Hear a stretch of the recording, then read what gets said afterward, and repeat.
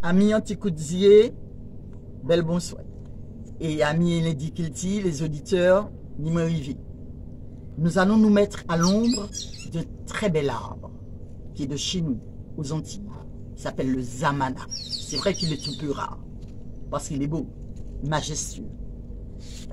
C'est aussi un livre, le livre de Emmanuel de Rênal, que vous avez vu récemment en Hexagone, puisqu'il a participé à une soirée débat assez chaude, assez animée, avec comme thème « Est-ce que les composantes de notre population peuvent et doivent se parler ?» Je pense que c'est un sujet d'actualité. Est-ce que les différentes ethnies qui composent les Antilles-Guyane devront un jour se mettre à table, se dire ce qu'ils ont à se dire sur l'hier, sur l'aujourd'hui, et peut-être possible un demain ensemble. Il a fait cette soirée débat avec la psychanalyste Jeanne Wiltor à Paris, et ensuite il a tenu de nombreuses séances de dédicaces dans les librairies. Maintenant, nous allons parler de cet auteur qui vient d'éditer Zamana. Alors Zamana, c'est l'histoire d'un arbre, comme je l'ai déjà dit, majestueux, et qu'on a fait venir, comme nous-mêmes, qu'on a déraciné d'une terre haïtienne pour l'emmener aux Antilles à une époque où le caféier était l'une des économies premières, presque aussi forte, sinon même plus importante que la canne à sucre. Et les caféiers avaient besoin d'ombrage. Donc le Zamana recouvrait les caféiers pour leur donner de l'ombrage et pour qu'ils puissent se fertiliser et donner cette production qui était très importante à l'époque. Mais le Zamana, de Emmanuel de Rênal, est un arbre qui entend et qui voit tout. Il est sur une plantation, là où tout se fait, là où l'économie se bâtit, on peut dire, là où les relations se tissent, ou se défait, ou se défont, où le marronnage s'entreprend, où l'esclavage sévit, où les amours aussi se font. Le quotidien, des petites histoires et des grandes histoires se font sous nos plantations. Et le Zamana voit tout. Et c'est ça. Et c'est ça qu'il nous raconte. Il nous raconte les luttes pour la liberté, pour la dignité des hommes. Il nous raconte comment les hommes suaient, sueur et sang, on peut dire, sur les plantations. Mais il nous raconte aussi des petites anecdotes chez les domestiques, des petites anecdotes chez les maîtres, dit les maîtres. Il nous raconte aussi la difficulté du marronnage, les trahisons, les rassemblements que ça a pu faire et enfin la conquête aussi de nous-mêmes que ça a donné. Bon voilà, c'est ça, Zamana d'Emmanuel de Rênal. Voilà.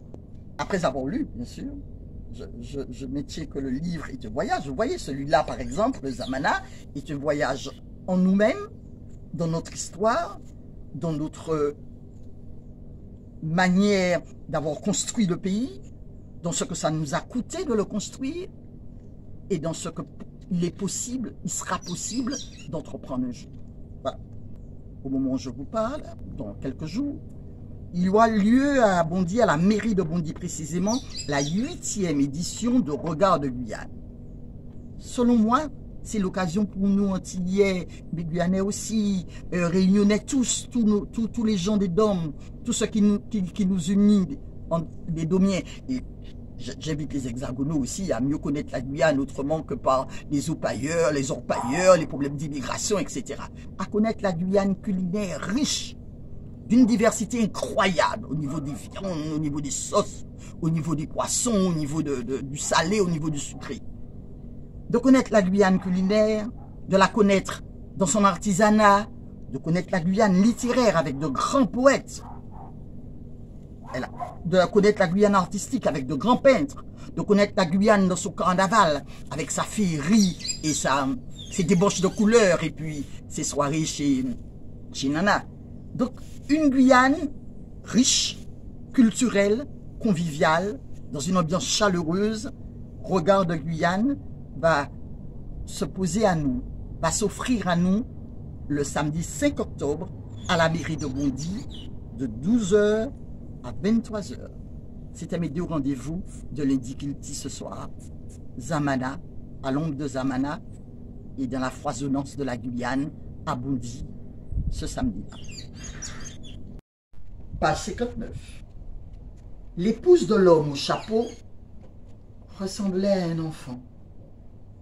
Petite, aux yeux noirs, cheveux attachés en natte, visage diaphane, elle affichait une beauté frêle.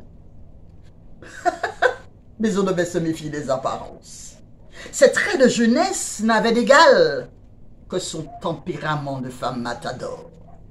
Elle dirigeait la vie domestique de l'habitation avec une redoutable efficacité. Si bien que son mari pouvait se consacrer tout à son aise, tout son entier au succès de son industrie. Tandis que son mari faisait fleurir sa terre, elle s'occupait du quotidien des gens. Elle avait la haute main sur le poulailler, le potager et l'infirmerie. Ainsi, tous les matins, les travailleurs venaient lui présenter leur feu et leur mapia, qu'elle pensait avec du coton stérilisé et des harpies. Sur ses blessures infectées, elle appliquait des décoctions de remèdes rasiers, des feuilles de cassialata ou de japana, puis elle renouvelait les pansements jusqu'à ce que les plaies se referment. Elle faisait aussi le tour des cases pour contrôler les soins donnés aux enfants et veiller au maintien de l'hygiène générale. Parfois, elle se préoccupait des âmes et n'hésitait pas à sortir son chapelet avant de poursuivre sa tournée. Bon Dieu lui avait donné sa procuration.